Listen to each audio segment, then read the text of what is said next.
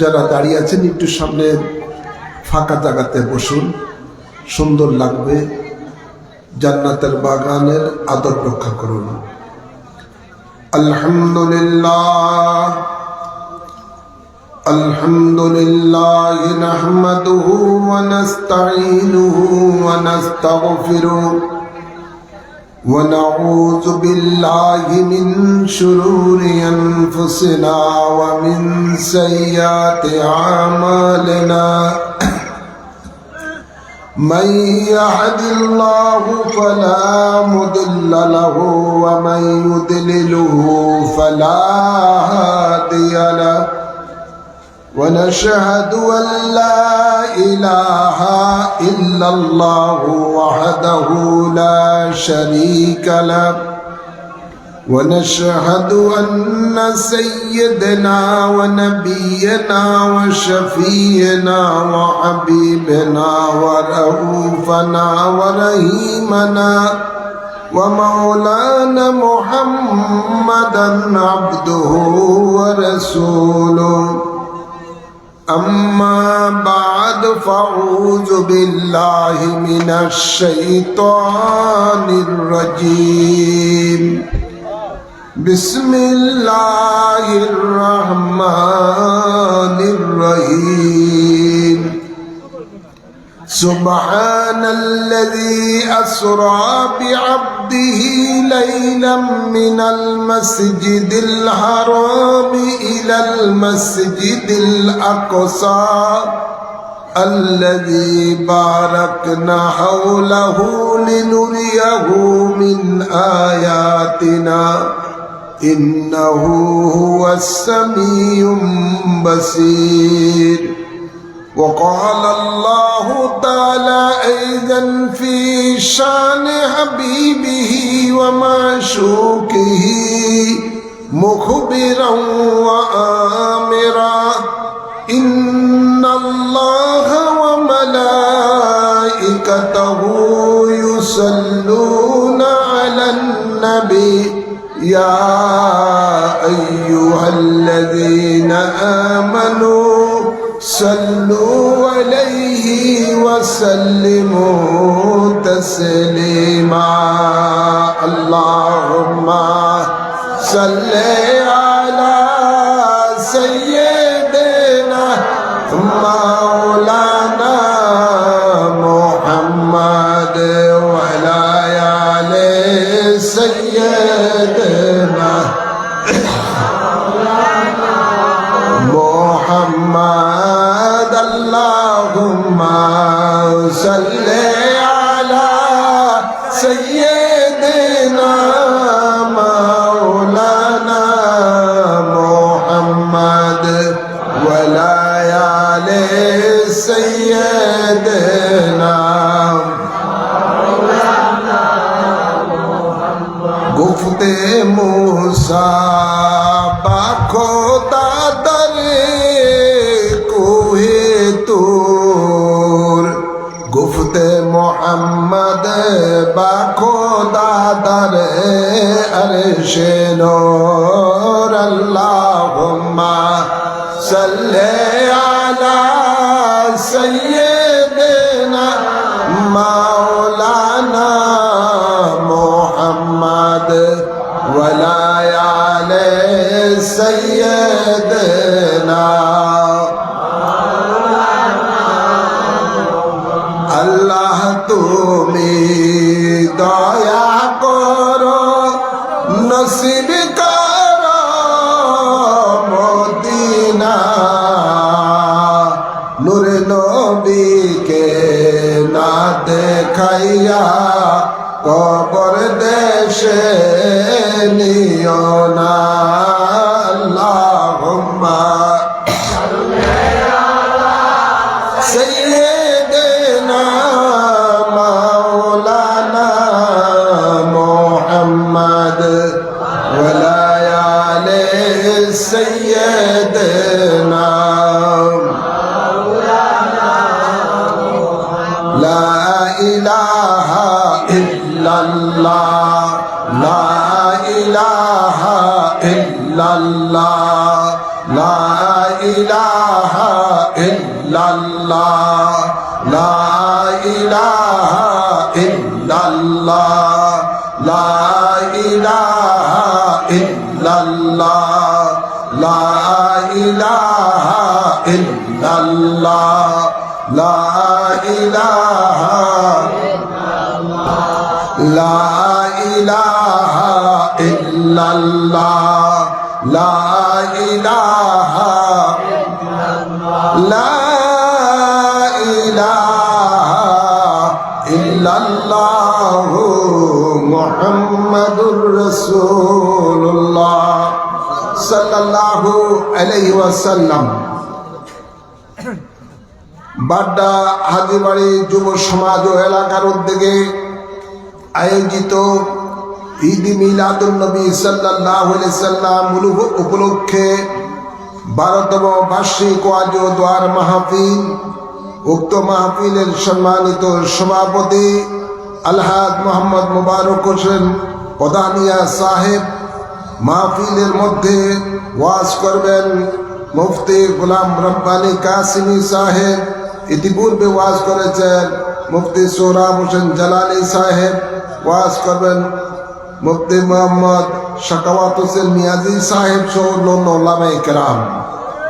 উপস্থিত আল্লাহ প্রেমিক, নবী প্রেমিক, অলি প্রেমিক, দিনদার মুমিন মুসলমান বাবারা, ভাইয়েরা, পর্দার আড়ালে মা ও বোনেরা, আসসালামু আলাইকুম ওয়া রাহমাতুল্লাহি ওয়া বারাকাতুহু।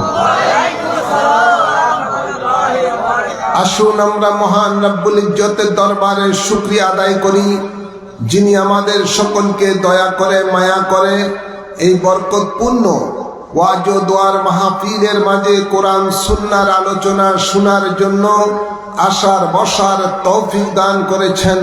এই জন্য মাবুদের দরবারে সকলে উচ্চ আওয়াজে পড়ি আলহামদুলিল্লাহ।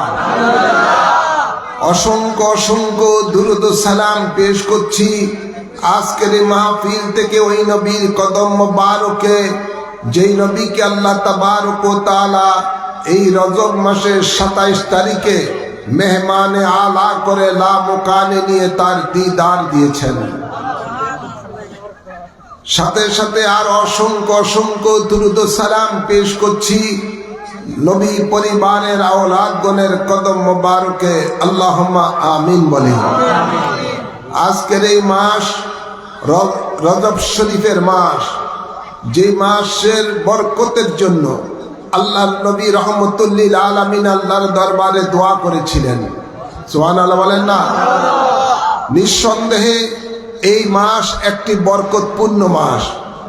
আল্লাহর নবী রহমতুল লিল আলামিন আল্লাহর দরবারে ফরিয়াদ করেছিলেন, আল্লাহুম্মা বারিক লানা ফি রজব ওয়া শাবান ওয়া বাল্লিগনা ফি রমাদান।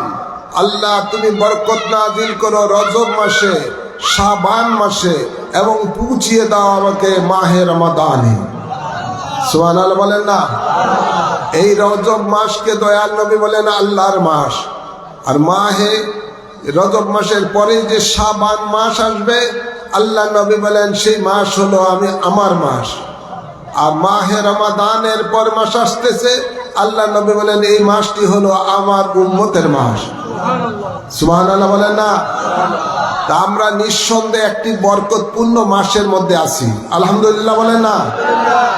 এই বরকতপূর্ণ মাসে আল্লাহ তাবারক ওয়া তাআলা তার হাবিবকে মেহমানে আলা করে তার দরবারে নিয়েছেন। সুবহানাল্লাহ বলেন। আল্লাহ তাবারক ওয়া তাআলা ইরশাদ করেন, সুবহানাল্লাযী আসরা বিআবদিহি লাইলাম মিনাল মাসজিদিল হারামি ইলাল মাসজিদিল আকসা। সুবহানাল্লাহ বলেন না? পুত প্রজ্ঞাময় মহান আল্লাহ, যিনি তার আব্দকে, তার মাহবুবকে রাত্রের কিছু অংশের মাঝে মসজিদে হারাম থেকে মসজিদে আকসা ভ্রমণ করিয়েছেন। সুবহানাল্লাহ বলেন না? ফের আমার গভীর খেয়াল করে শুনুন, আল্লাহ তাবারক ওয়া তাআলা তার হাবিবকে এই আয়াতের মধ্যে আব্দ বলে ঘোষণা দিয়েছেন। আব্দ বলে ঘোষণা দিয়েছেন আমাদের নবীর ৯৯টা নাম আছে। সুবহানাল্লাহ বলেন না। আল্লাহ তাবারক ওয়া তাআলা অন্য কোন নাম এখানে উল্লেখ না করে আব্দ শব্দ কেন ব্যবহার করেছেন? যেহেতু এমন একটি ঘটনার বর্ণনা আসতেছে, যে বর্ণনা শোনার পরে, মেরাজের ঘটনা শোনার পরে, যাতে করে উম্মতে মুহাম্মদের মধ্যে কেউ যেন ঈসা আলাইহিস সালামের উম্মতের মতো পথভ্রষ্ট না হয়ে যায়। ঈসা আলাইহিস সালামের উম্মতেরা ঈসা আলাইহিস সালামের কিছু মুজিজা দেখে তাকে বলতে লাগলেন যে ঈসা হলো আল্লাহর সন্তান। নাউজুবিল্লাহ বলেন না। ঈসা আলাইহিস সালাম মাটির পাখিকে ফু দিলে তার মধ্যে প্রাণ এসে যেত। ঈসা আলাইহিস সালাম কুষ্ঠ রোগের উপরে হাত বুলে দিলে কুষ্ঠ রোগ ভালো হয়ে যেত।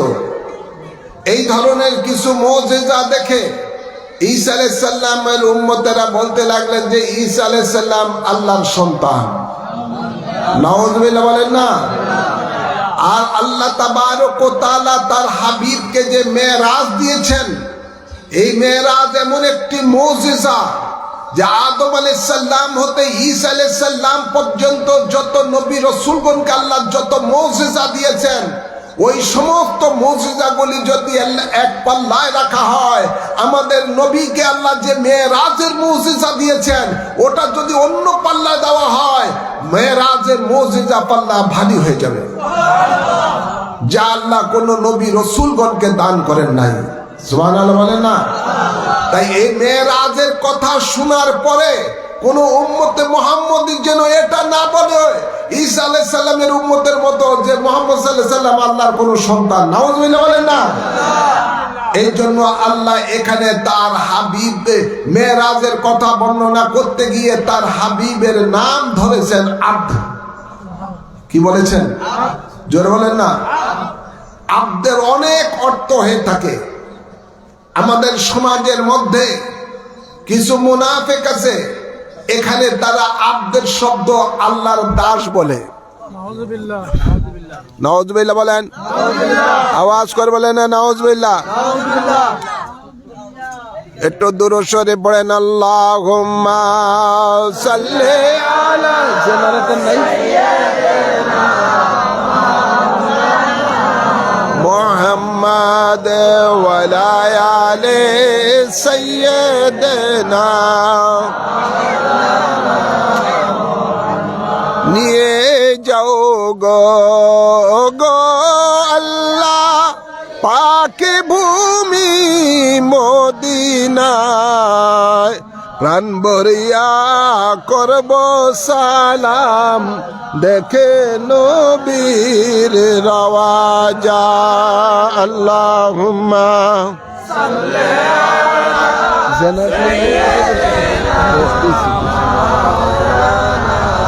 মুহাম্মাদ ওয়া আলি সাইয়্যিদিনা।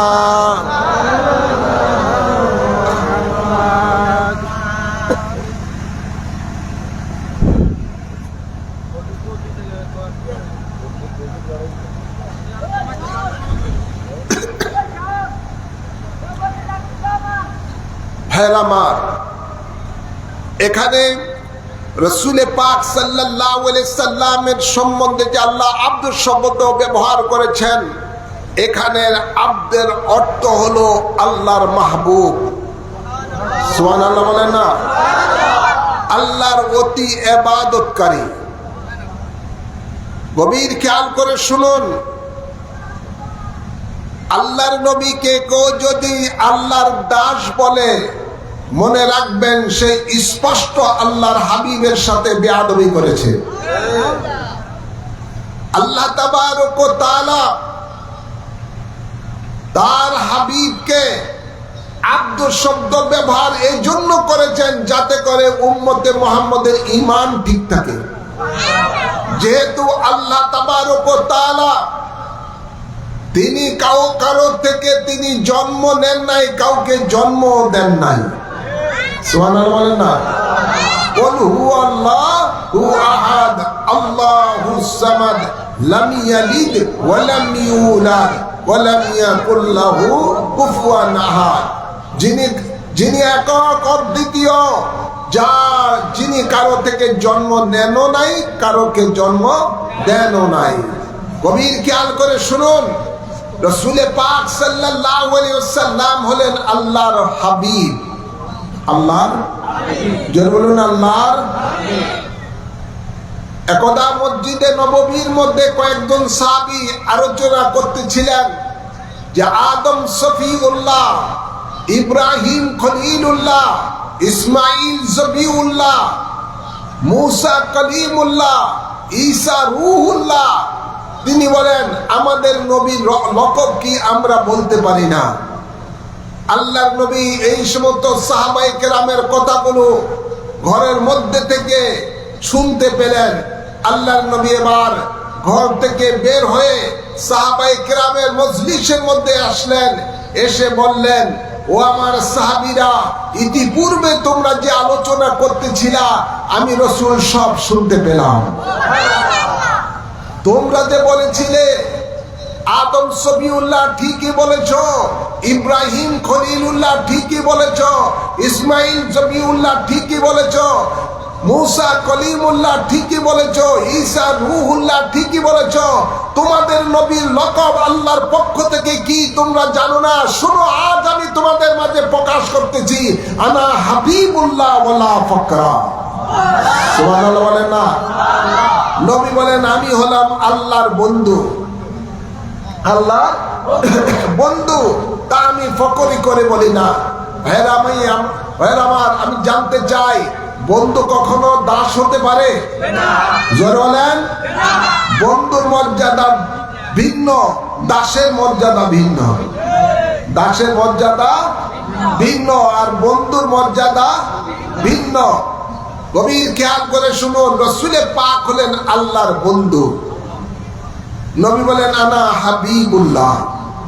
তো আল্লাহ তাবারক ওয়া তাআলা মেরাজের রাত্রিতে তার হাবিবেরকে যে ভ্রমণ করিয়েছেন, এখানে আব্দ শব্দ ব্যবহার করে এটাই প্রমাণিত করেছেন যে আল্লাহ তাবারক ওয়া তাআলার বন্ধু মুহাম্মদ সাল্লাল্লাহু আলাইহি ওয়াসাল্লাম। তিনি কোনো আল্লাহর সন্তান নয়, আল্লাহর কোনো অংশীদার নয়। সুবহানাল্লাহ বলেন না? আল্লাহর কোনো শরীক না।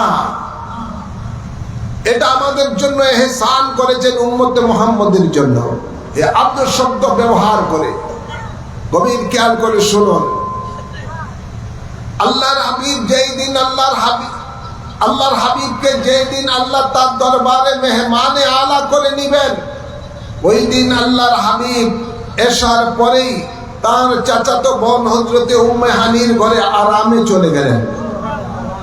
জিবরাইল আমিনকে দিয়ে আল্লাহ তাবারক ওয়া তাআলা ৭০,০০০ ফেরেশতা পাঠালেন, জান্নাত থেকে বোরাক পাঠালেন। এই বোরাক নিয়ে এবং ৭০,০০০ ফেরেশতা নিয়ে জিবরাইল আমিন যখন আসলেন রাসূল পাকের কাছে, দেখলেন আল্লাহর হাবিব ঘুমাচ্ছেন। জোরে বলুন সুবহানাল্লাহ। জিবরাইল আমিন ডাক দিয়ে আল্লাহকে বলে, আল্লাহ তুমি বলে দাও তোমার বন্ধুর কাছে আমি কিভাবে পয়গাম পৌঁছাবো? তোমার হাবিব তো ঘুমিয়ে আছে, কিভাবে আমি ডাকলে আমার বেয়াদবি হবে না? তুমি আমাকে জানিয়ে দাও। সুবহানাল্লাহ বলেন। আল্লাহ ডাক দিয়ে বলে, জিবরাইল, আমার বন্ধু আজকের এই দিনে ঘুমিয়ে থাকবে। তুমি জিবরাইলকে সৃষ্টি করার আগে থেকেই আমি আল্লাহর ইলমে রয়েছে, তাই তোমার পুরা দেহটা আমি নূর দ্বারা সৃষ্টি করেছি, আর তোমার দুইটা ঠোঁট আমি কাফুর দ্বারা সৃষ্টি করেছি। আমার বন্ধুর কদমে তুমি চুমু দাও, আমার বন্ধুর কদম মুসি তুমি করো, আমার বন্ধু ঠান্ডা অনুভব করে ঘুম থেকে জেগে যাবে। সুবহানাল্লাহ বলেন না? কদম মুসি করা জিবরাইল আমিনের সুন্নাত, আর ওয়াহাবি খারিজিরা বলে এটা বেদাত শিরক। নাউজুবিল্লাহ বলে না?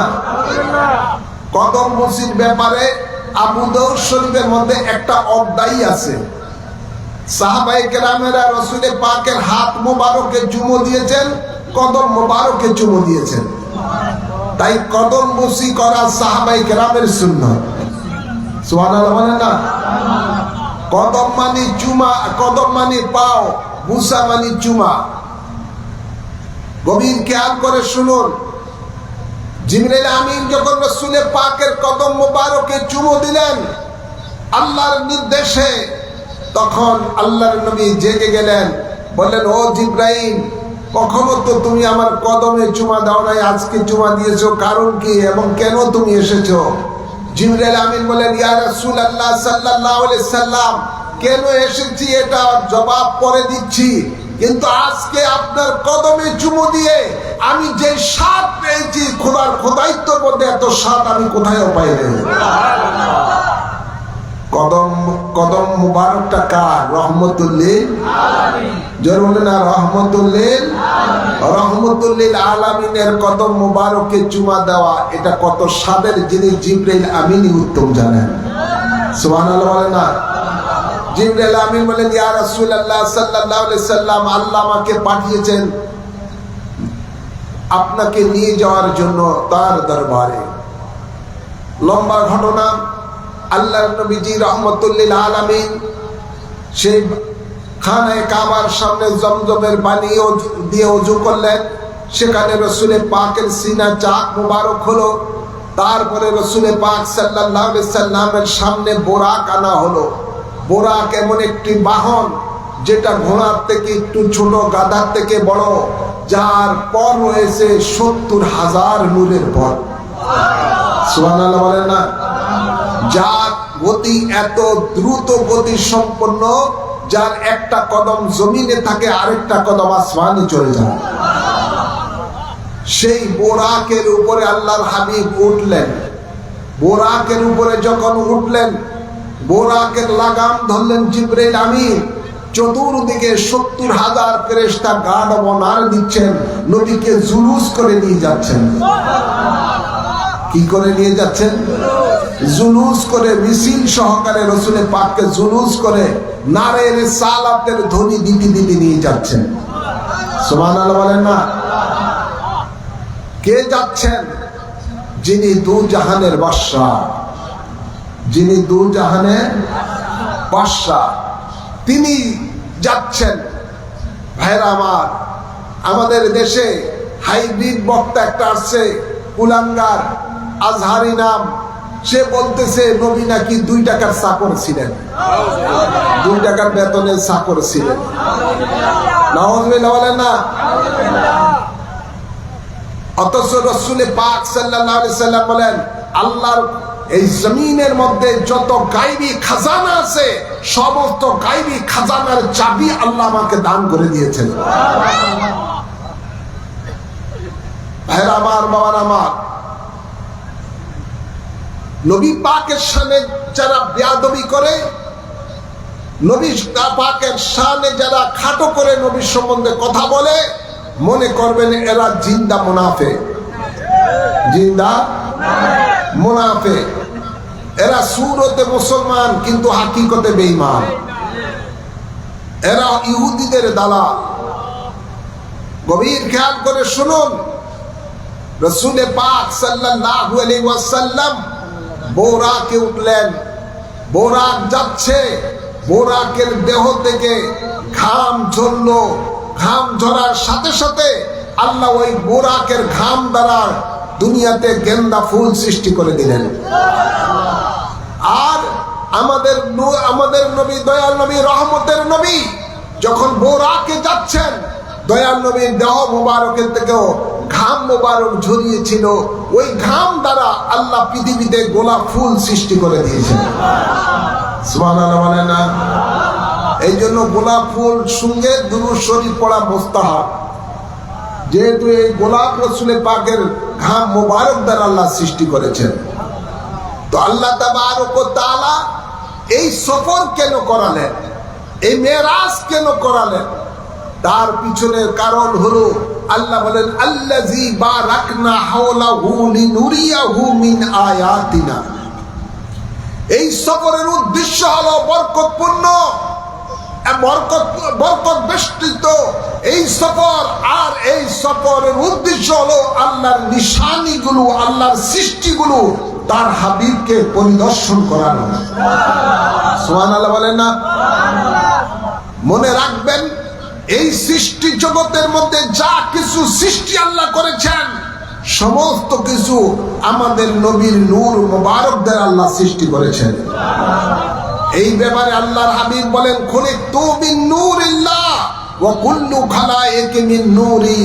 আমি আল্লাহর নূর হতে সৃষ্টি, আর আমার নূর হতে সমগ্র সৃষ্টি জগৎ সৃষ্টি। তো এই সমগ্র সৃষ্টি জগৎ রাসূলে পাকের নূর মুবারক দ্বারা আল্লাহ সৃষ্টি করেছেন। আল্লাহর ইচ্ছা হলো সেই সৃষ্টি জগৎটা তার হাবিবকে পরিদর্শন করানো। এই জন্যই মেরাজ, এই জন্যই মেরাজ। আল্লাহ বলেন, আল্লাযী বারাকনা হাওলাহু লিনুরিয়াহু মিন আয়াতিনা। এই আয়াতিনা মানে রাসূলের এই সৃষ্টি নিদর্শনগুলো দেখানো। আল্লাহ তাবারক ওয়া তাআলা কুরআন এই হাদিসে কুদসির মধ্যে ইরশাদ করেন যে লাউলা কালামা খালাকতুদ দুনিয়া লাউলা কালামা খালাকতুল আফলাক। বন্ধু, আপনাকে যদি সৃষ্টি না করতাম আমি দুনিয়া সৃষ্টি করতাম না। আপনাকে যদি সৃষ্টি না করতাম আমি খোদা সাত আসমান সৃষ্টি করতাম না। তো সমস্ত কিছু আল্লাহ তাবারক ওয়া তাআলা তার বন্ধুর সৌজন্যে সৃষ্টি করেছেন। তাই আল্লাহর ইচ্ছা হলো বন্ধুকে এই সৃষ্টির যার মহব্বতে আল্লাহ কুল কায়নাত সৃষ্টি করেছেন তার বন্ধুকে এই মেরাজের রাত্রিতে এগুলো একটু দেখানো উদ্দেশ্য, যে বন্ধুর জন্য কি সাজিয়েছেন, কি কি সৃষ্টি জগতের মধ্যে কি সাজিয়েছেন। ভাইরা আমার, আল্লাহর হাবিব একে একে সব দেখতেছেন। দুনিয়ার সব কিছু দেখানোর পরে আল্লাহ তাবারক ওয়া তাআলা তার হাবিবকে জিবরাইল আমিনের মাধ্যমে নিয়ে গেলেন বাইতুল মুকাদ্দাস। কোথায় নিলেন? সুবহানাল্লাযী আসরা বিআবদিহি লাইলাম মিনাল মাসজিদিল হারাম ইলাল মাসজিদিল আকসা। এই মসজিদে আকসা নিলেন। এই মসজিদে আকসা কোন আকসা? যে মসজিদে আকসা অসংখ্য নবী রাসূলগণের কিবলা। এই মসজিদে আকসা মুসলমানের প্রায় 17-18 মাস এই মসজিদে আকসা ছিল তাদের কিবলা। সুবহানাল্লাহ বলেন না? আল্লাহর নবী সাহাবায়ে কেরামেরা এই মসজিদে আকসার দিকে ফিরে নামাজ পড়েছিলেন। এই মসজিদ আকসার মধ্যে হাজারো হাজারো নবী রাসূলগণের রওজা পাক আছে এই মসজিদের মধ্যে। সেই মসজিদ, যেই মসজিদের মধ্যে এক রাকাত নামাজ পড়লে দয়াল নবী বলেন অন্য জায়গায় যদি 25,000 রাকাত নামাজ পড়লে যত সওয়াব হবে, ওই মসজিদে আকসার মধ্যে এক রাকাত নামাজ পড়লে তত সওয়াব হবে। সুবহানাল্লাহ বলেন। সেই মসজিদে আকসা আজকে ইহুদিদের দখলে। ইহুদিরা সেই মসজিদে আকসাকে আজকে বেইজ্জতি করছে। আজ সেই মসজিদে আকসা পুনরুদ্ধারের জন্য ফিলিস্তিনি মুসলমানেরা লক্ষ লক্ষ আজকে প্রাণ দিচ্ছে।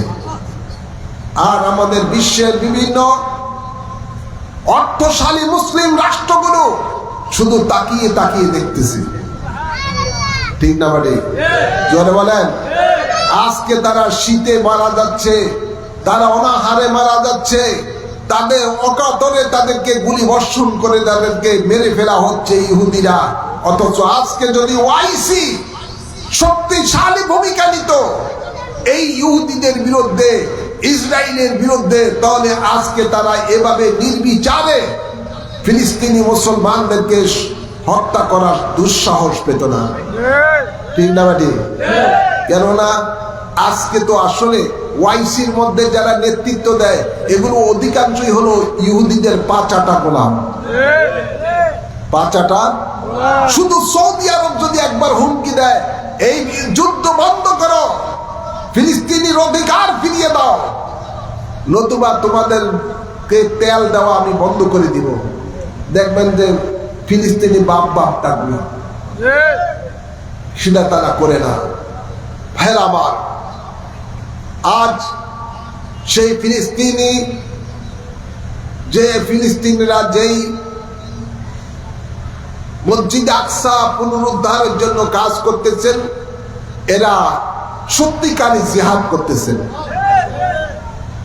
সত্যিকারী জিহাদ করে করে আজকে তারা শহীদ হচ্ছেন। তো মসজিদ আকসার মধ্যে যখন আল্লাহর হাবিব গেলেন, আদম আলাইহিস সালাম হতে ঈসা আলাইহিস সালাম পর্যন্ত সমস্ত নবী রাসূলগণ রাসূলে পাককে ইস্তেকবাল স্বাগতম জানিয়েছেন। সুবহানাল্লাহ বলেন না? আল্লাহ তাবারক ওয়া তাআলা আদম আলাইহিস সালাম হতে ঈসা আলাইহিস সালাম পর্যন্ত সমস্ত নবী রাসূলগণকে মসজিদে আকসার মধ্যে সমবেত করেছেন। কি কারণে?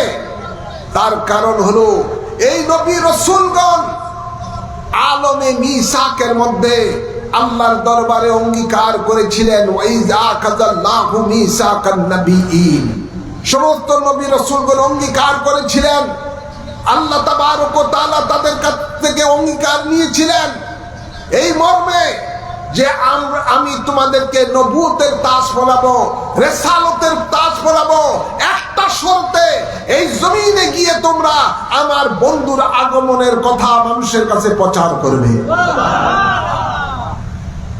আর আমার বন্ধু যদি তোমাদের কারো জমানায় এসে যায়, তোমরা নবুয়তি বাদ দিয়ে আমার বন্ধুর উম্মত হয়ে আমার নবীর ইত্তেবা করবে।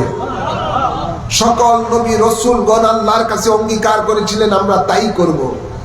প্রত্যেক নবী রাসূলগণ নিজ নিজ জামানার মধ্যে আমাদের নবীর আগমনের বার্তা প্রচার করেছেন। এটার নামই হলো ঈদ মিলাদুন নবী, এটার নামই হলো মিলাদুন নবী। মিলাদুন নবী অর্থই হলো জন্ম আলোচনা।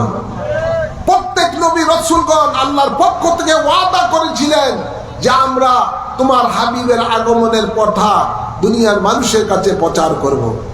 ভাইরা আমার, সকলের আশা ছিল আখিরি জামানার নবী মুহাম্মদ সাল্লাল্লাহু আলাইহি সাল্লাম তাদের জামানায় আসবেন, কিন্তু নবী পাক কারো জামানায় আসেন নাই, আল্লাহ পাঠান নাই।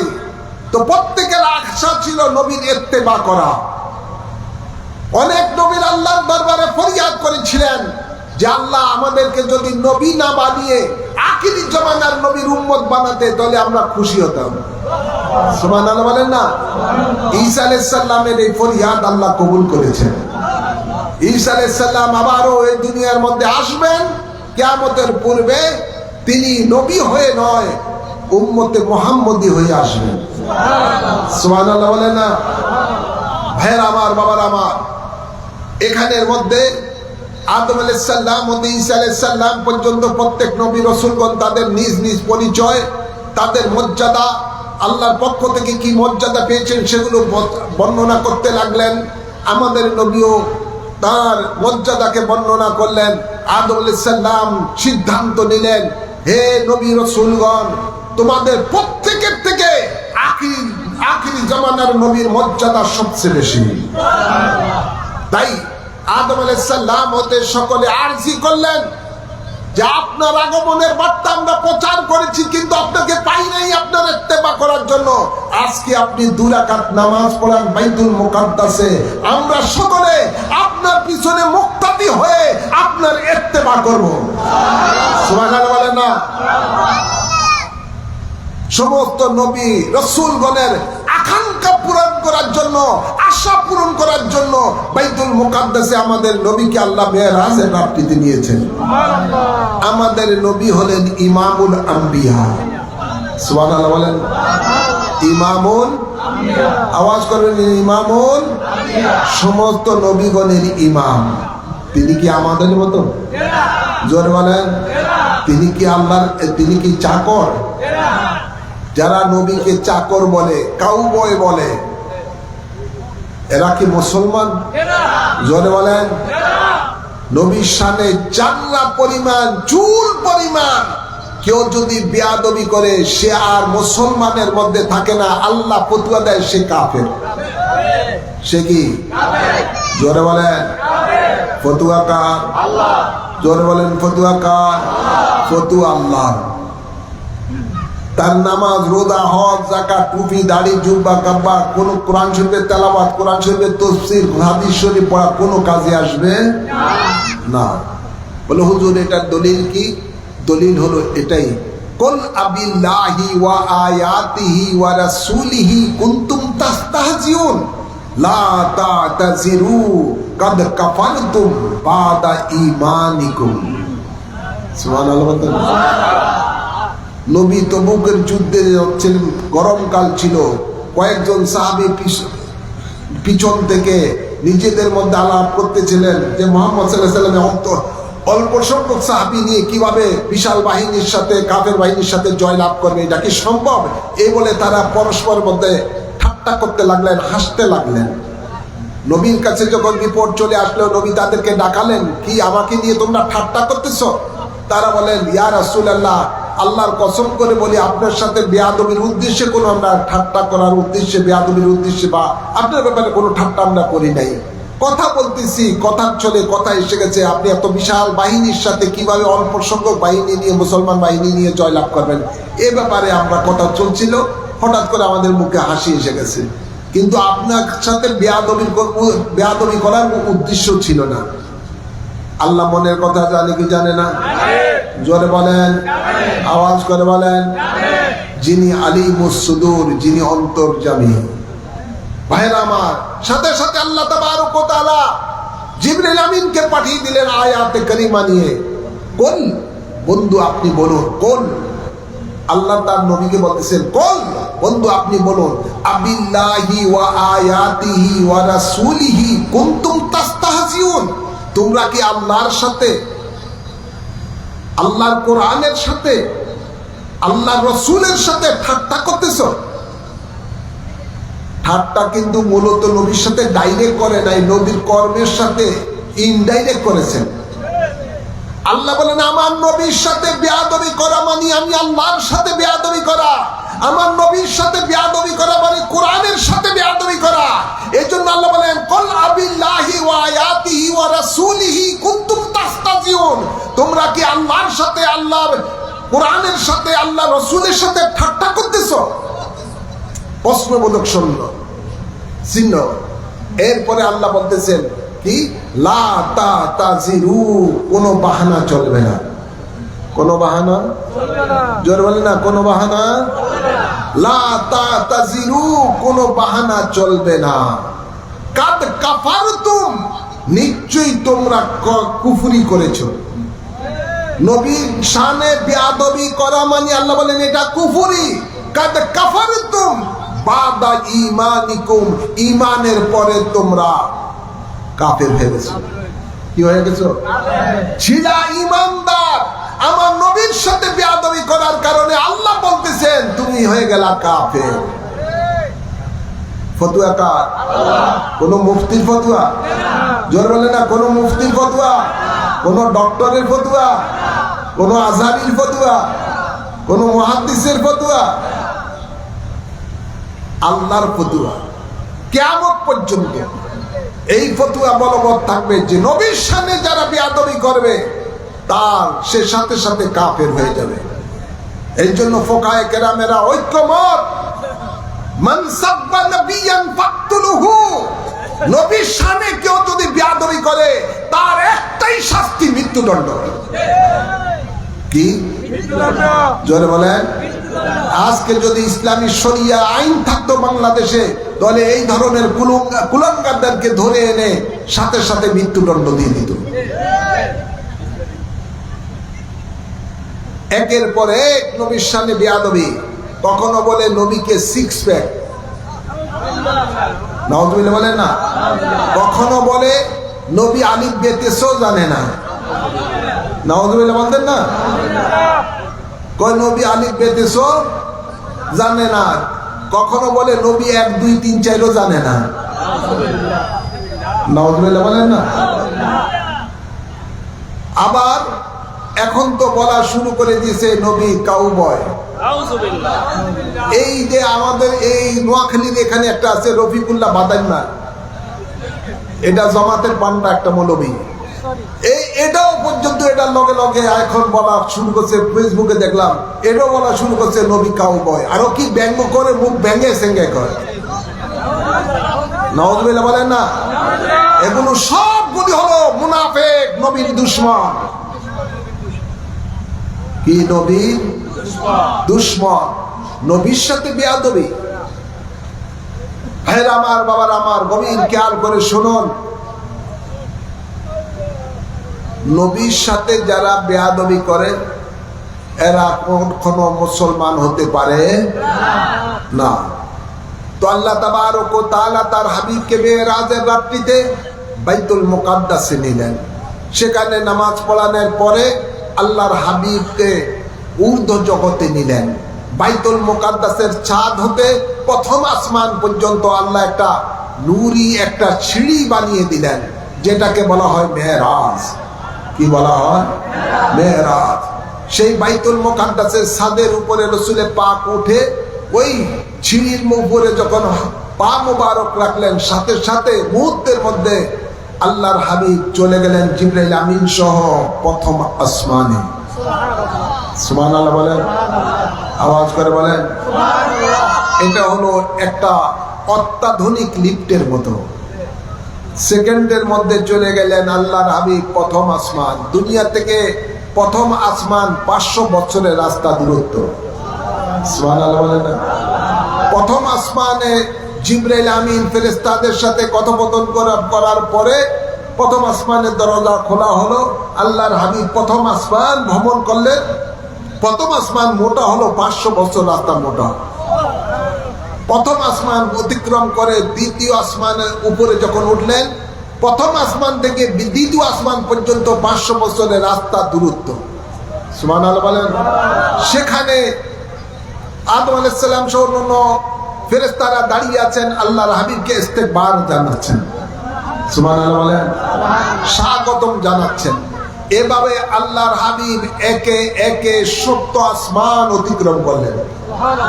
সুবহানাল্লাহ বলেন, আওয়াজ করে বলেন। 7ম আসমানের মধ্যে যাওয়ার পরে আরশ আজিমে পৌঁছলেন।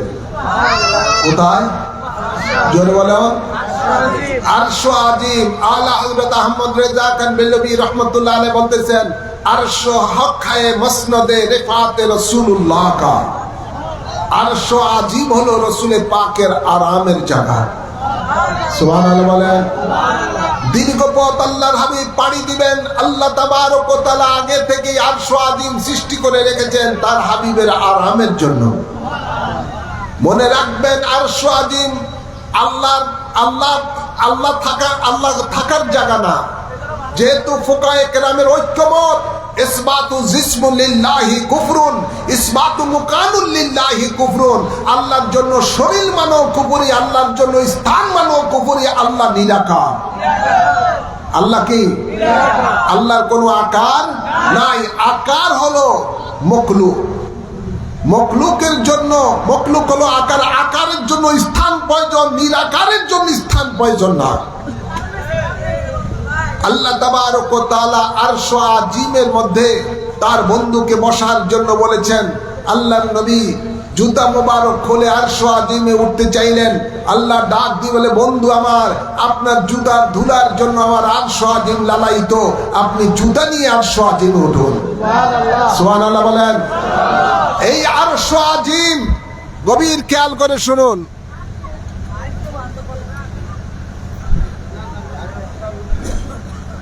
এই আরশ আজিম কি জিনিস? আল্লাহ 18,000 আলম সৃষ্টি করেছেন। এই 18,000 আলমের মধ্যে আলমে মালাকুত, আলমে জাবারুত, আলমে নাসুত, আলমে লাহুত, আলমে হাইওয়ানাত, আলমে জাবানাত, আলমে নাবাতাত, আলমে বরজক সহ 18,000 আলম। এই 18,000 আলমের অর্ধেক হলো আরশ আজিমের নিচে, আর বাকি অর্ধেক হলো আরশ আজিমের উপরে। আরশ আজিমের নিচে যেই সমস্ত আলমগুলো রয়েছে এগুলোকে বলা হয় আলমে খালক। সুবহানাল্লাহ বলেন না। আর আরশ আজিমের উপরে যে সমস্ত আলমগুলো রয়েছে এগুলোকে বলা হয় আলমে আমর। তো আল্লাহ তাবারক ওয়া তাআলা আরশ আজিমের উপরে রাসূল পাক সাল্লাল্লাহু আলাইহি সাল্লামকে বসিয়ে রাসূল পাকের জুতা মুবারকের নিচে সমস্ত সৃষ্টি জগৎ রেখে আমাদের নবীর মর্যাদাকে আল্লাহ বৃদ্ধি করে দিয়েছেন। আল্লাহ বলেন ওয়ারাফানা লাকা যিকরাক, বন্ধু আপনারই খাতিরে আপনারই মর্যাদাকে আমি বৃদ্ধি করে দিয়েছি। সেই নবী কি চাকর? সেই নবী কি আল্লাহর দাস? জোরে বলেন। যার জুতা মুবারকের নিচে সমস্ত সৃষ্টি জগৎ রেখেছেন। নবী কি জিনিস মুনাফিকেরা তো চিনল না, জানলো না। নবী নিজে বলতেছেন ইয়া আবা বকরিন লা ইয়ারিফুনি হাকিকাতান গায়রা রাব্বি, ও আবু বকর শুনো, আমার হাকিকত কি আল্লাহ ছাড়া কেউ জানে না। সুবহানাল্লাহ বলেন না? বুখারী শরীফের হাদিস। নবী বলেন ইয়া আবা বকরিন লা ইয়ারিফুনি হাকিকাতান গায়রা রাব্বি, ও আবু বকর আমার হাকিকত কি আল্লাহ ছাড়া কেউ জানে না। আর ওই কুলাঙ্গারেরা কয় নবী আল্লাহর দাস, নবীকে চাকর বলে, রাখাল বলে। নাউজুবিল্লাহ বলেন, আওয়াজ করে বলেন। মনে রাখবেন রাসূল পাক সাল্লাল্লাহু আলাইহি সাল্লাম বলেন এই দুনিয়াতে আমি এসেছি সৃষ্টি জগতের সকলের জন্য শিক্ষক হিসাবে। নবীর শিক্ষক হলেন একমাত্র আল্লাহ। আল্লাহ বলেন আর রহমান ও আল্লামাল কোরআন, আল্লাহ রহমান তার বন্ধুকে কোরআন শিক্ষা দিয়েছেন। নবীর শিক্ষক একমাত্র আল্লাহ, আর জগতের সমস্ত মানুষের শিক্ষক হিসাবে এসেছেন আমাদের রাসূল পাক সাল্লাল্লাহু আলাইহি ওয়াসাল্লাম। তাই নবী যা কিছু দুনিয়াতে করেছেন নিজের জন্য করে নাই, উম্মতের শিক্ষার জন্য করেছেন। উম্মতের শিক্ষার জন্য করেছেন। যেই নবীর আঙ্গুল মুবারকের ইশারায় ডুবন্ত সূর্য উদিত হয়ে যায়, যেই নবীর আঙ্গুল মুবারকের ইশারায় চন্দ্র দুই খণ্ড হয়ে যায়, যেই নবীর আঙ্গুল মুবারকের ইশারায় আকাশের মেঘমালা জমিনে পড়ে, সুবহানাল্লাহ বলেন না? যেই নবীর আঙ্গুল মুবারকের দ্বারা আপনার সেই হুদাইবিয়ার মধ্যে 1400 সাহাবায়ে কেরামের পানি সব কিছু পূরণ করেছেন, যে নবীর আঙ্গুল মোবারকের 5টা আঙ্গুল থেকে পানি নহর জারি হয়ে গেছে। এক লোটা পানির উপরে সাহাবায়ে কেরাম বলেন ইয়া রাসূলুল্লাহ আমাদের পানি নেই, পানির সংকট। নবী বলেন তোমাদের সকলের ভাণ্ড থেকে দেখো কিছু কিছু করে এক লোটা পানি পাও কিনা। সকলে 1400 সাহাবী পানি না থাকলেও একটু একটু করে যদি লোটায় ভাণ্ড ঝাড়ে এক লোটা হয় কি হয়, একটু বেশি হয়ে যায়। নিয়ে আসছে রাসূল পাকের কাছে এক লোটা পানি। আল্লাহর নবী এভাবে লোটার উপরে হাত মোবারক রাখলেন।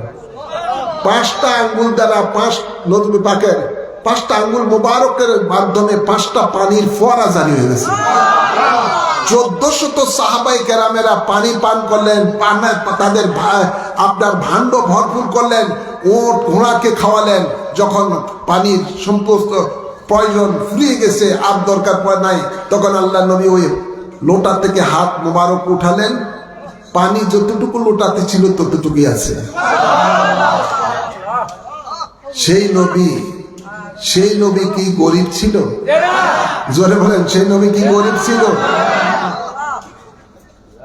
এক সাহাবী গরিব ছিলেন, নবী পাকের কাছে আসলেন।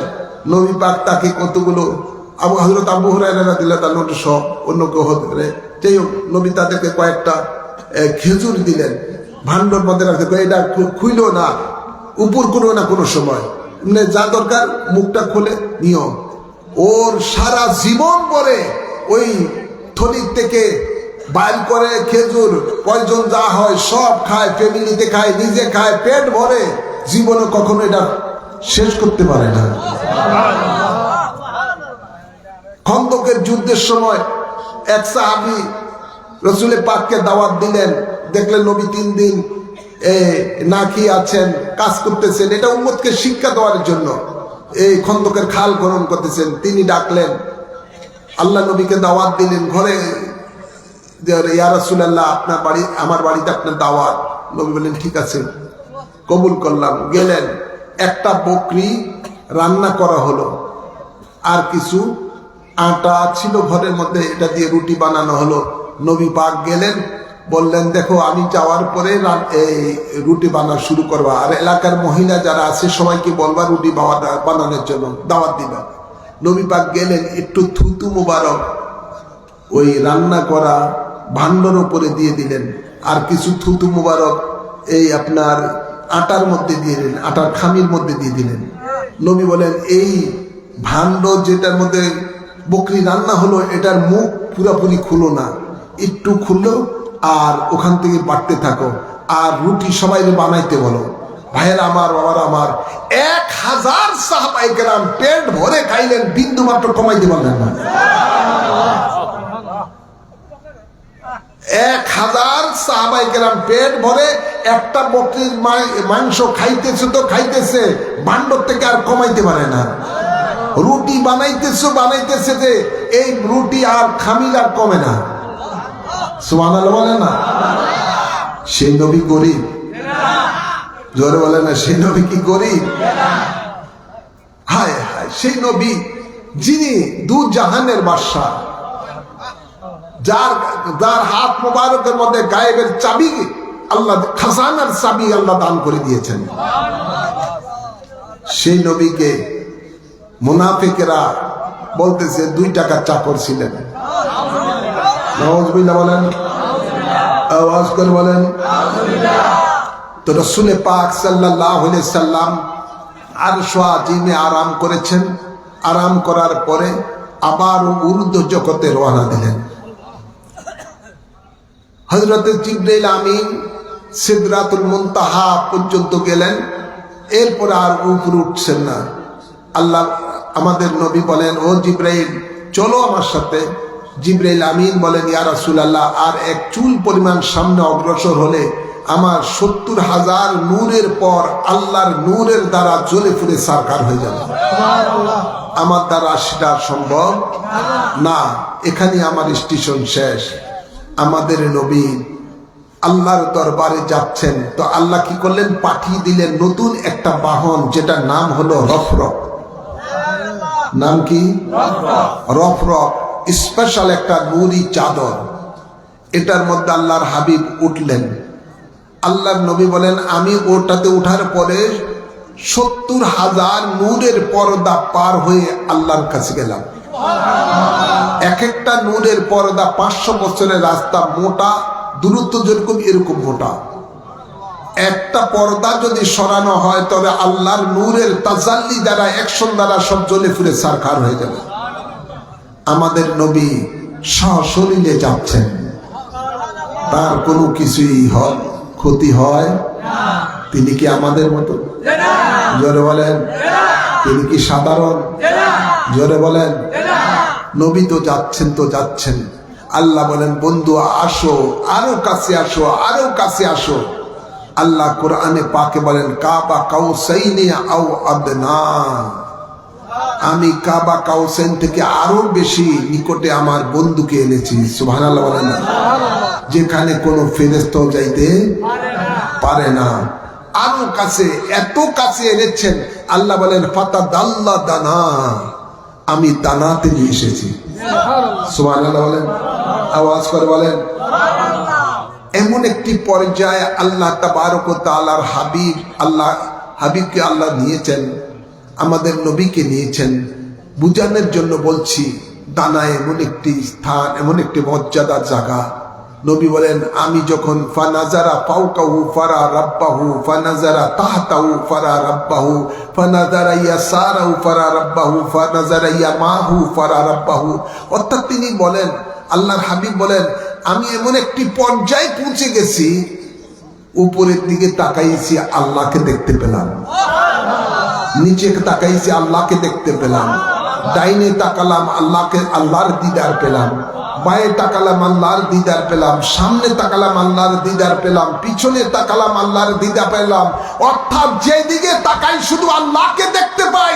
নবী বলেন রাইতু আযজা ওয়া জাল্লা ফি আহসানি সূরাতিন, আমি মহান আল্লাহকে দেখেছি, উত্তম রূপে দেখেছি, যে দেখার মধ্যে কোনো পর্দা ছিল না। আমরা খুশি না বেজার? আমাদের নবী আল্লাহর দরবারে গিয়েছেন আল্লাহর মেহমান হয়ে, সুবহানাল্লাহ বলেন না?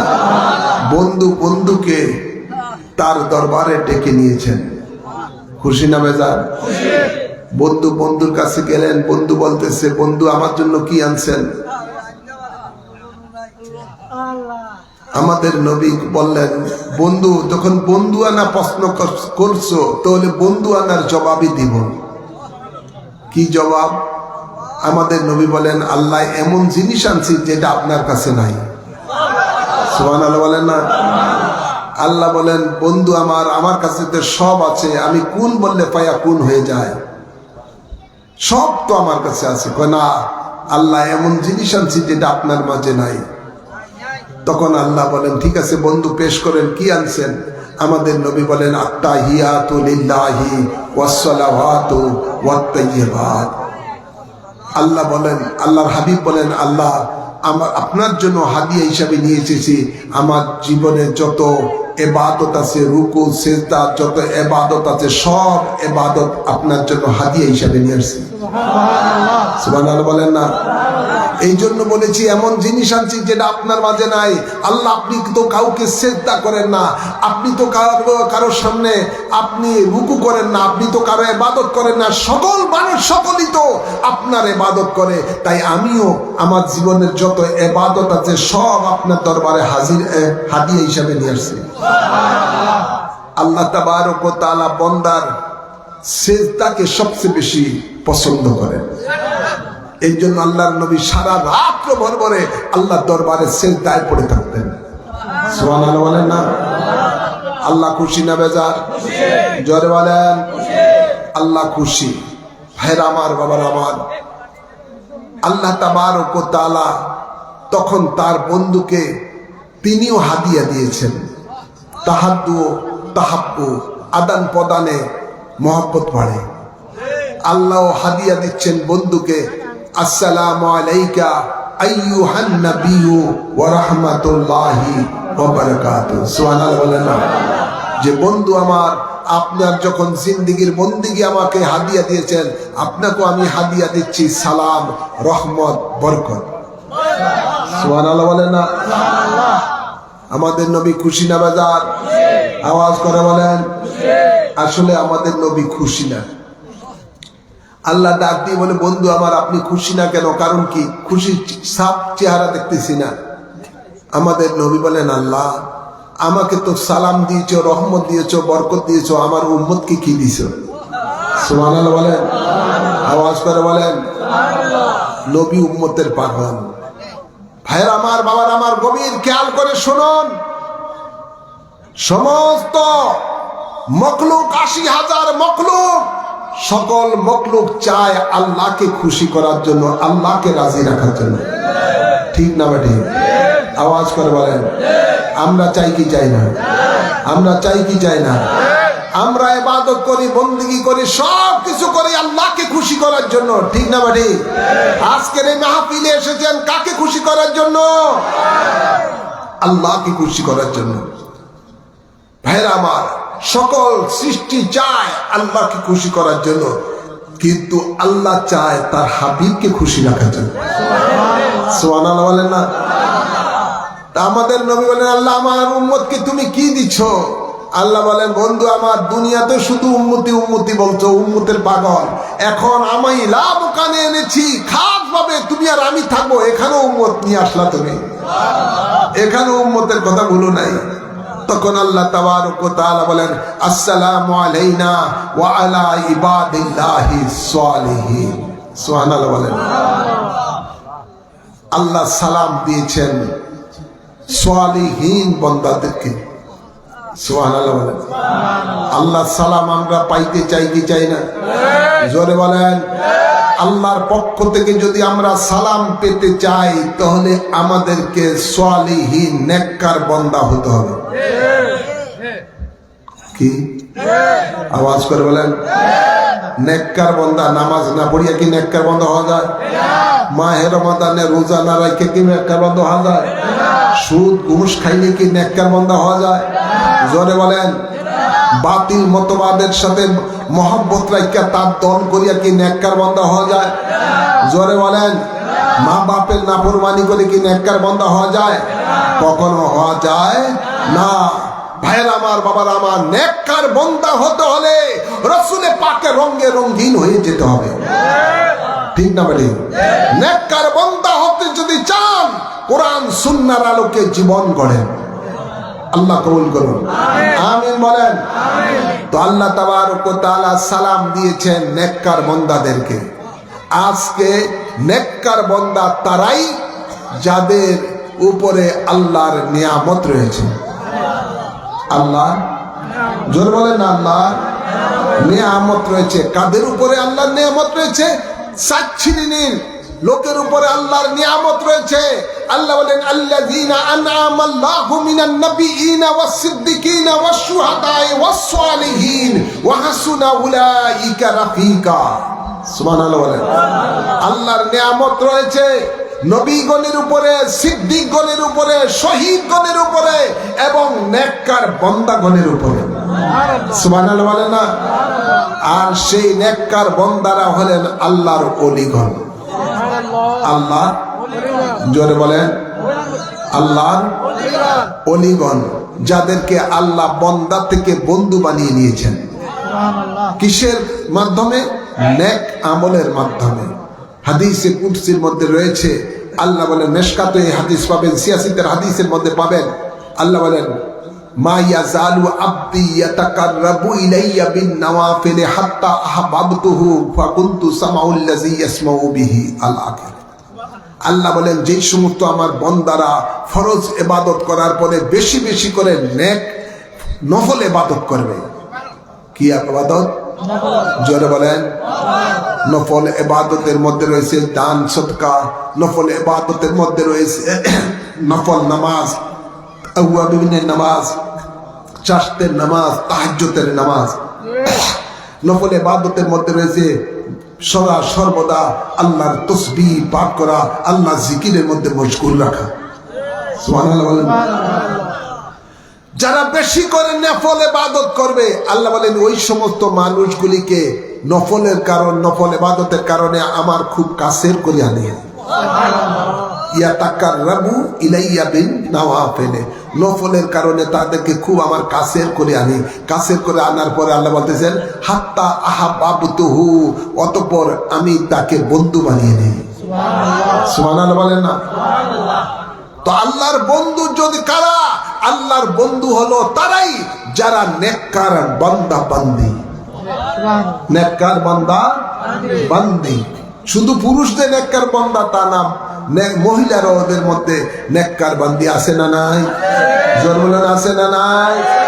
সেই নেককার বান্দা বান্দি যারা, তাদের উপরে আল্লাহর নিয়ামত রয়েছে, তাদেরকে আল্লাহ নিয়ামত দান করেছেন এবং তাদেরকে আল্লাহ তাবারক ওয়া তাআলা নামাজের মধ্যে সালাম দেওয়ার জন্য নামাজির উপরে ওয়াজিব করে দিয়েছেন। ঠিক না বা ঠিক? আসসালামু আলাইনা ওয়া আলা ইবাদিল্লাহিস সালিহিন। ভাইরা আমার, বাবার আমার, এই নেককার বান্দাদের কাজ কি? নেককার বান্দাদের কাজ হলো মানুষকে নেককার বানানো। ঠিক না মানে? বেনামাজিকে নামাজি বানানো, বেনামাজিকে বেরোজাদারকে রোজাদার বানানো। জোর বলেন না? আল্লাহর নেককার বান্দাদের কাজই হলো মানুষকে আল্লাহমুখী করানো। কিন্তু শয়তান কি এটা চায়? জোরে বলেন। শয়তান চায় না যে আল্লাহর বান্দা বান্দি, নেককার বান্দা বান্দি হোক, ওরা যেন অন্য পথে যায়। তাই শয়তান কিন্তু 2 প্রকার। কয় প্রকার? জোরে বলেন। আল্লাযী ইউওয়াসওয়িসু ফি সুদুরিন নাস মিনাল জিন্নাতি ওয়ান নাস। আছে না নাই? জোরে বলেন। ভাইরা আমার, বাবার আমার, গভীর খেয়াল করে শুনেন। এই শয়তান দুই প্রকার, একটা মানব রূপী শয়তান আর একটা হলো জিন রূপী শয়তান। আজকে এই দোনো জাতির শয়তান ইমানদার বান্দা বান্দিরা যেন নেককার বান্দা বান্দি হয়, এটা তারা চায়? জোর বলো না, চায় না। তাই আজকে আমরা দেখতে পাই, আজকে ফেসবুকে দেখলাম এবং বিভিন্ন জায়গায় দেখলাম আগর থেকেও, যে আজকে তথাকথিত মুনাফিকেরা ইসলামের নাম নিয়ে যেগুলোর মাদ্রাসার মধ্যে ছোট ছোট শিশুরা পর্যন্ত নিরাপদ না, জোরে বলেন না, বলৎকার করে ছোট ছোট বাচ্চাদেরকেও তারা শেষ করে দেয়, আছে না নাই? যেগুলোর দ্বারা মসজিদ পবিত্র থাকে না, মসজিদের মধ্যে বাসর করে, আছে না নাই? জোর বলো না, আছে না নাই? গান্ধীর মোড়ের মধ্যে যেগুলোর দ্বারা মসজিদ নিরাপদ না, মসজিদকে অপবিত্র করে, যেগুলো আপনার মসজিদকে জ্বালিয়ে দেয়, যেগুলো আপনার এই রাষ্ট্রীয় সম্পদ ধ্বংস করে, যেগুলো আপনার বিভিন্ন জায়গায় নেককার বান্দাদের মাজার শরীফকে গুড়িয়ে দিচ্ছে, আছে না নাই? প্রায় 70টিরও উপরে বিভিন্ন ওলি আল্লাহর মাজার তারা ভেঙেছে, জ্বালিয়ে দিয়েছে, লুটপাট করেছে।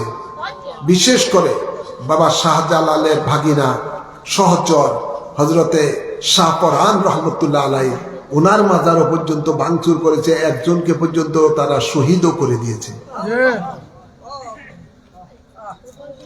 তো ওদের কাজ কি? যাদের মধ্যে বিন্দু মাত্র কোনো ইমানের রেশও নাই, এরাই রসুলের পাকের সাথে বারবার বেয়াদবি করে, এই সম্প্রদায় বারবার সাহাবাই কেরামের সাথে বেয়াদবি করে, আল্লাহর ওলিগণের সাথে বেয়াদবি করে। এই গ্রুপটাই চায় বাংলাদেশ থেকে চিরতরে মাজার শরীফ যেন শেষ হয়ে যায়। যেহেতু আল্লাহর ওলিদের কাজ তো হলো মানুষকে আল্লাহমুখী করানো, এদের কাজ হলো এই কাজ যেন আল্লাহর ওলিরা না করতে পারে, আল্লাহ ওলিদের দরবারে যেন এই কাজ যেন না হয়। নাউজুবিল্লাহ বলেন, নাউজুবিল্লাহ বলেন। তাই এদের থেকে সাবধান থাকা দরকার আছে না নাই? আওয়াজ করে বলেন, সাবধান থাকা দরকার আছে না নাই? সুন্দর সুন্দর কথা বলবে, নবী বলেন এদের কথার মধ্যে থাকবে, মুখের মধ্যে থাকবে মিষ্টি মিষ্টি কথা, ভিতরে থাকবে বিষ। এদের উপরে থাকবে ফিটফাট, ভিতরে কিন্তু সদরঘাট। ওদের আমল থাকবে সুন্দর, ইমানদারের থেকে তাদের আমল হবে সুন্দর, ইমানদারের কোরআন শরীফের তেলাওয়াত থেকে তাদের কোরআন শরীফের তেলাওয়াত হবে সুন্দর, কিন্তু থাকবে না তাদের মধ্যে ঈমান, থাকবে না ঈমান। এই মুনাফিকের গোষ্ঠীরা ইদানিং কালে খুব বেশি মাথা চাড়া দিয়ে উঠছে। ওরাই আবার বলে আল্লাহর আইন চাই, সৎ লোকের শাসন চাই।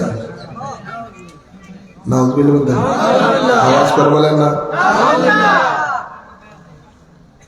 এরা হলো স্পষ্ট এই বাংলাদেশের শত্রু, বাংলাদেশের জোরে বলেন, এই দেশের স্বাধীনতার শত্রু, মানবতার, জোরে বলেন না, মানবতার, আল্লাহর ওলিগণের। ইদানিং কালে এদের মৌলবীদের মুখের মধ্যে শোনা যাচ্ছে এরা নবীর শত্রু, নবীর। আর কি এই খবিশেরা এক ওয়াজের মধ্যে বলছে আল্লাহকে কয় আবে হালা আল্লাহ, আল্লাহরে আবে হালা মানে, নাউজুবিল্লাহ বলেন না। আল্লাহ পর্যন্ত তাদের কাছ থেকে নিরাপদ না, আল্লাহর সাথে বেয়াদবি করে। বেঈমানেরা যা পারে তাই বলে, যার ঈমান নাই তার কিছুই নেই। এগুলি কখনো আল্লাহর সাথে বেয়াদবি করে, এগুলোর ওয়াজের মধ্যে কখনো নবীর সাথে ইদানিং কালে বেশি বেয়াদবি করে, সাহাবাই কেরামের সাথে এরা বেয়াদবি করে, আল্লাহর ওলিগণের সাথে বেয়াদবি করে। এই বেয়াদবের বাচ্চারা চায় বাংলাদেশে আল্লাহর আইন কায়েম করতে।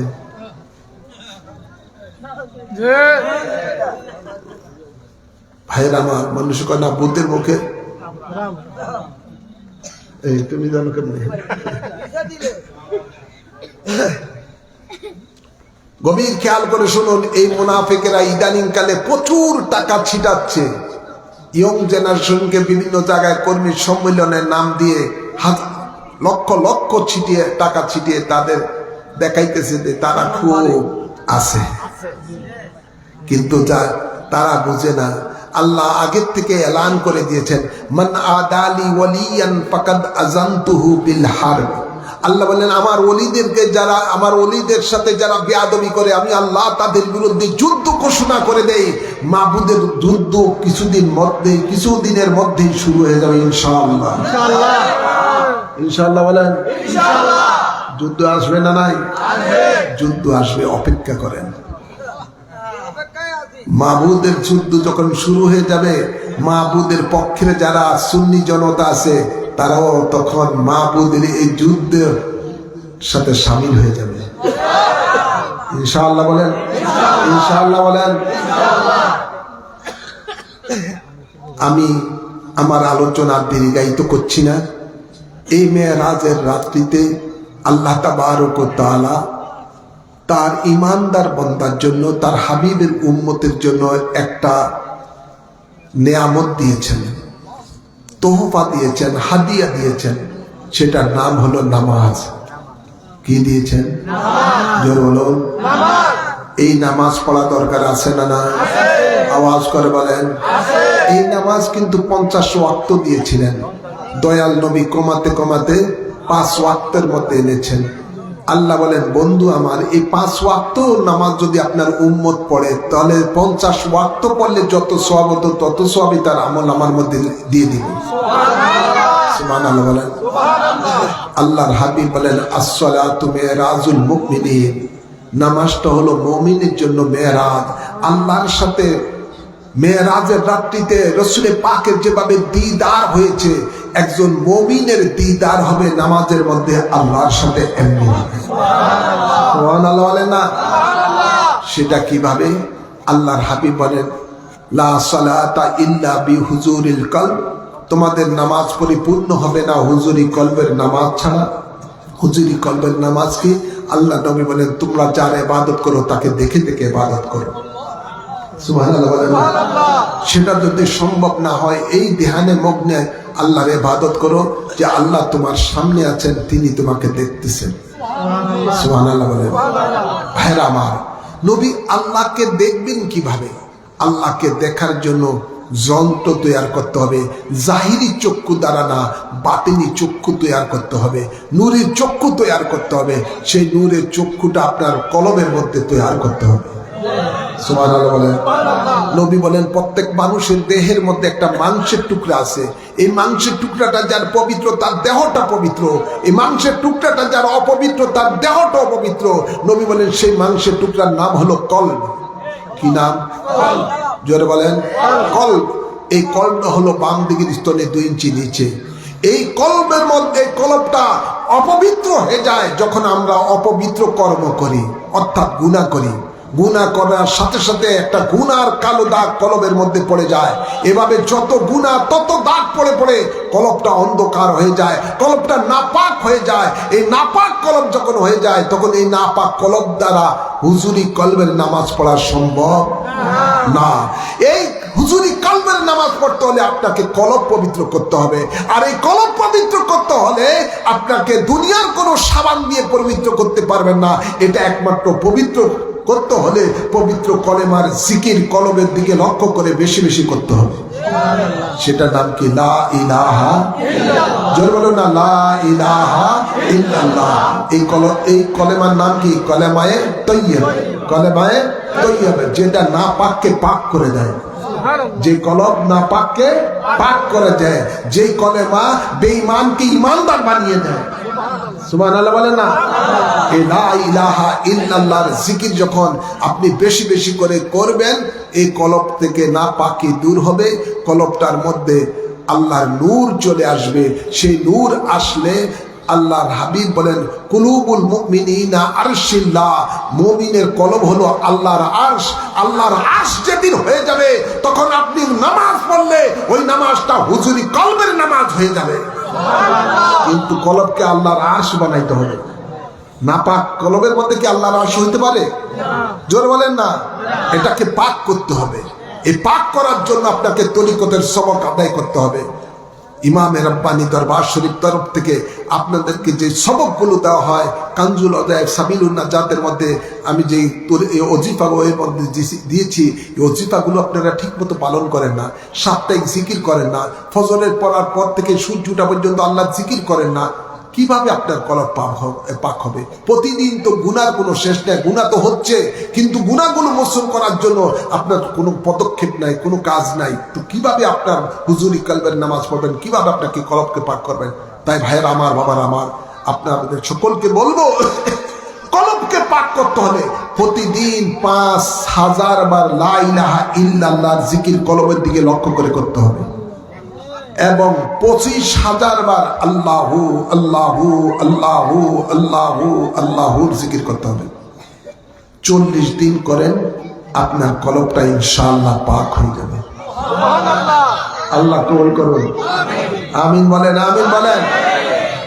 আল্লাহ কোরআনে পাকে বলেন, কাদ আফলাহা মান তাযাক্কা, তারাই সফলতা লাভ করেছেন যারা নিজকে নিজ পবিত্র করতে পেরেছেন, আর সেই পবিত্রটা হলো কলবের পবিত্র। আল্লাহ কবুল করুন, আমিন বলেন।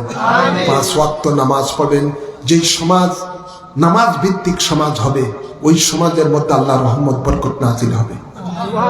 সুবহানাল্লাহ বলেন না? আল্লাহ বলেন, ইন্নাস সালাতা তানহা আনিল ফাহশাই ওয়াল মুনকার, নিশ্চয়ই নামাজ তোমাদেরকে সকল পাপ থেকে বিরত রাখবে। আমরা তো নামাজ পড়ি, সুদখুরও নামাজ পড়ে, নামাজ তো পড়তেছে, কিন্তু নামাজ পাপের থেকে তো বিরত রাখে না, আছে না নাই?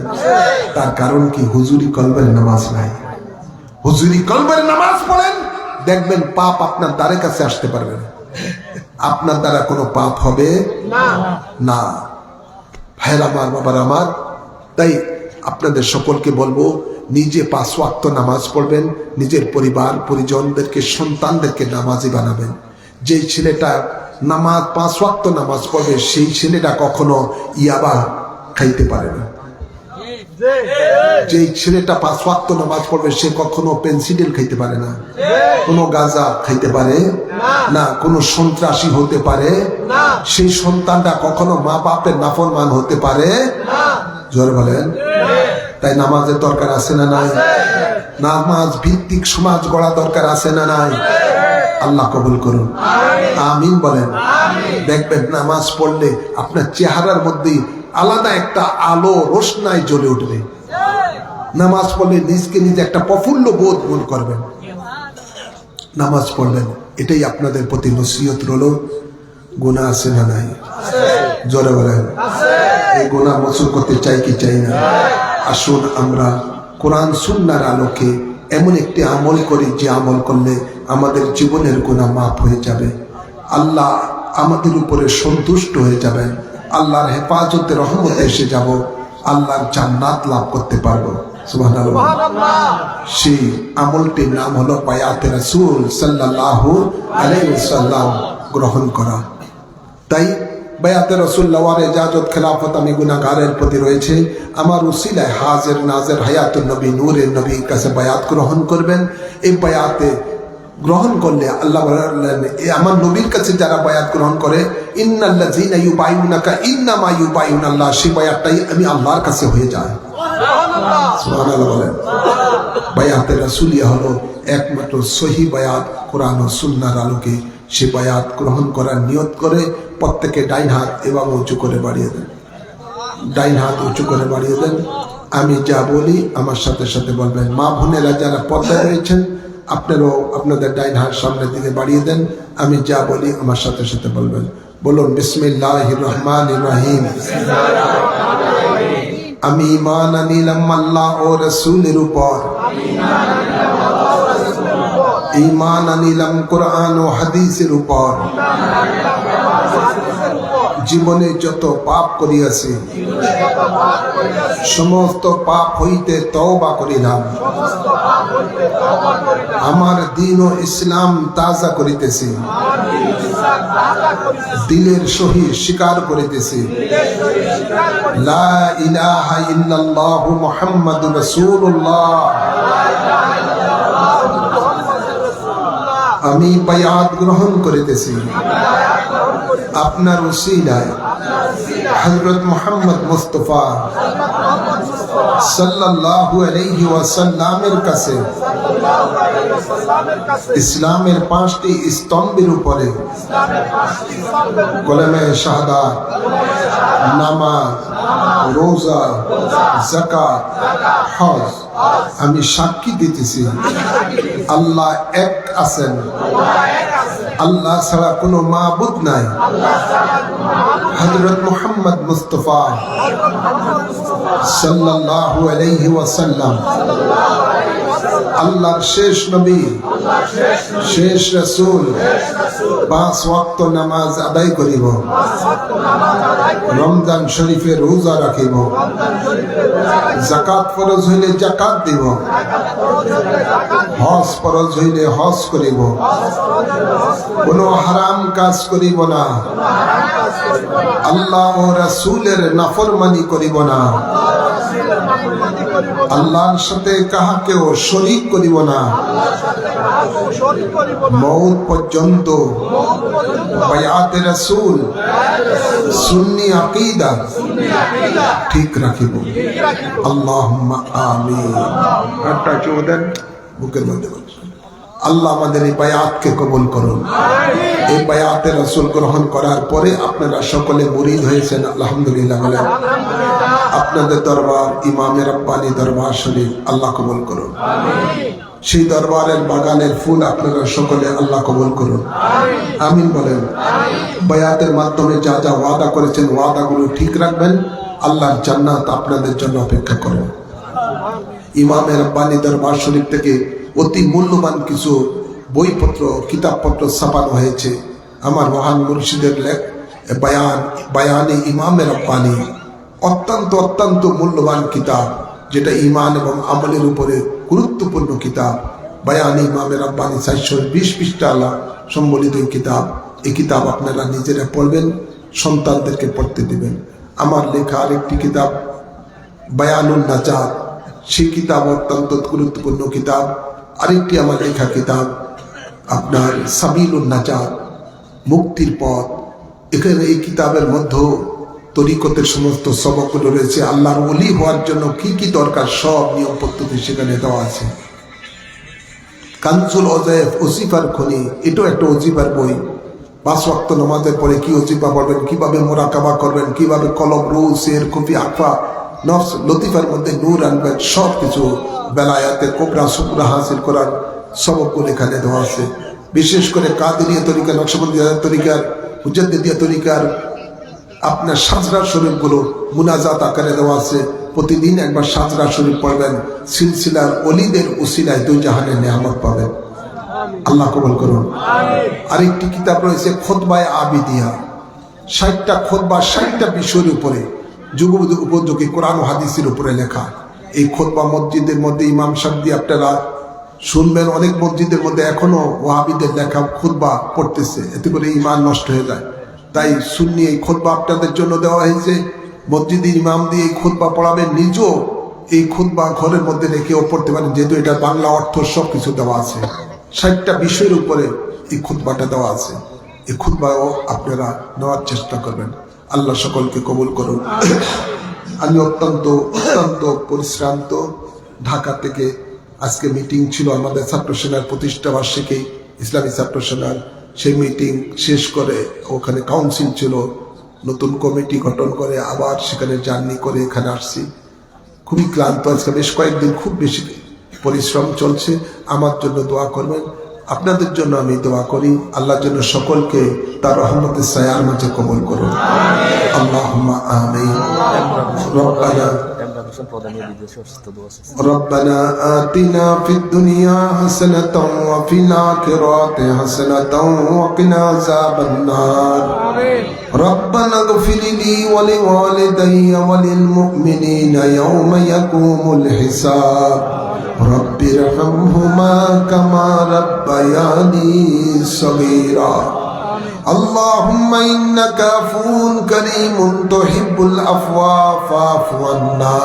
اللهم إني أعوذ بك من البرص والجنون والجذام ومن سيء الأسقام. আল্লাহ আজকের এই মাহফিলকে কবুল করে নাও। এই মাহফিলের হাদিয়া সোনার মদিনা রহমতুল লিল আলামিনের রওজা পাকে কবুল করো। এই মাহফিলের আল্লাহ শুরু থেকে শেষ পর্যন্ত যা কিছু সওয়াব হবে এর হাদিয়া সোনার মদিনা রহমতুল লিল আলামিনের রওজা পাকে কবুল করো। সমস্ত আম্বিয়া কিরামের আরওয়াহ পাকে কবুল করো। সকল সাহাবায়ে কিরামের আরওয়াহ পাকে কবুল করো। সকল আহলে বাইতে রাসূলগণের আরওয়াহ পাকে কবুল করো। সকল আজওয়ায়ে মুতাহহারার আরওয়াহ পাকে কবুল করো।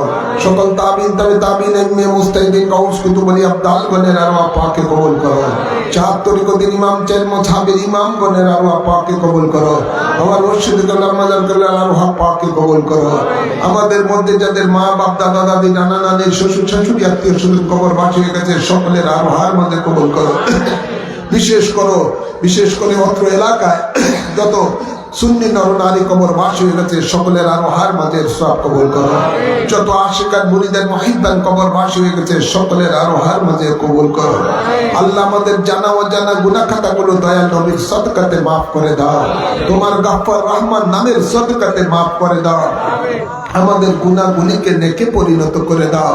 আল্লাহ আমাদেরকে 5 ওয়াক্ত নামাজ সহিভাবে আদায় করার তৌফিক দান করে দাও। ওয়াসওয়াসিল খান্নাস থেকে আমাদের ঈমান আমলকে হেফাজত দান করে দাও। মানব রূপী শয়তান জিন রূপী শয়তানের ধোঁকা থেকে আমাদের ঈমান আমলকে হেফাজত দান করে দাও। আমাদের মাঝে যারা মুসিবতে আছে মুসিবত দূর করে দাও। আল্লাহ যারা অসুস্থ আছে তাদেরকে শাফা করে দাও। অসুস্থ আল্লাহ বিদেশে ইমরান নামে আল্লাহ একটা ছেলে অসুস্থ আছে, আল্লাহ শাফায়ে আজিলা নসিব করে দাও। এমনি ভাবে যারা অসুস্থ আছে সকলকে শাফা দান করে দাও। اللهم يا شافي الامراض امين বলেন اللهم يا شافي الامراض اللهم يا دافي البليات اللهم يا حلال المشكلات يا حي يا قيوم برحمتك استغيث حسبنا الله ونعم الوكيل نعم المولى ونعم النصير আল্লাহ আমাদের সকলের রিজিকে বরকত দিয়ে দাও। আমাদের প্রত্যেকের নেক আমলে বরকত দিয়ে দাও। আল্লাহ আমাদের সকলের কে আল্লাহ তোমার রহমতের ছায়ার মাঝে কবুল করে নাও। আল্লাহ জীবনে একবার হলো তোমার নবীর দিদার আমাদেরকে নসিব করে দাও। যে সমস্ত মা বোনেরা পর্দায় থেকে হাত তুলেছে তাদেরকে তোমার মায়ার বান্দি হিসেবে কবুল করে নাও। আল্লাহ বাচ্চাদের লেখাপড়ার মধ্যে বরকত দান করে দাও। ইয়া রাব্বাল আলামিন প্রত্যেকের আমিনকে কবুল করে নাও। এই মাহফিলের জন্য যারা শারীরিক মানসিক আর্থিকভাবে সাহায্য সহযোগিতা করেছেন সকলকে দুই জাহানের নিয়ামত নসিব করে দাও। যারা বায়াতে রাসূল গ্রহণ করেছে মৃত্যু পর্যন্ত ঠিক রাখার তৌফিক দান করে দাও। ইয়া রাব্বাল আলামিন মাওলা মেহেরবান খোদা এই বাড্ডা এলাকা আমার মুর্শিদ বলেছিলেন এটা সুন্নিয়তের এলাকা। আল্লাহ এই সুন্নিয়তের এলাকা যেন কিয়ামত পর্যন্ত থাকে সেই তৌফিক দিয়ে দাও। আল্লাহ বাতিলদের ধোঁকায় পড়ে যেন যুবক সমাজ যেন নষ্ট না হয় আল্লাহ সেই ব্যবস্থা করে দাও। আল্লাহ প্রত্যেককে তোমার হাবিবের সুন্নিয়তের সৈনিক হিসাবে কবুল করে না। আল্লাহ হযরতে খালেদ সাইফুল্লাহর মতো ইসলামের বীর মুজাহিদ হিসাবে কবুল করে না। ইয়া রাব্বাল আলামিন সকলের মনের আশাকে কবুল করে না। আল্লাহুম্মা উসিলনা ইলা মাকাসিদিনা وتب علينا إنك أنت التواب الرحيم اللهم تقبل منا إنك أنت السميع العليم وتب علينا إنك أنت التواب الرحيم بجاه حبيبك سيد المرسلين وصلى الله تعالى على خير خلقه سيدنا ونبينا وشفينا وحبيبنا ومولانا محمد وآله وأصحابه أجمعين آمين آمين بحق كلمة طيب لا إله إلا الله محمد رسول الله ওয়ালাইকুম সালাম। সকলে বসুন। অন্য ওলামায়ে কেরাম আছে ওনারা তাকরীর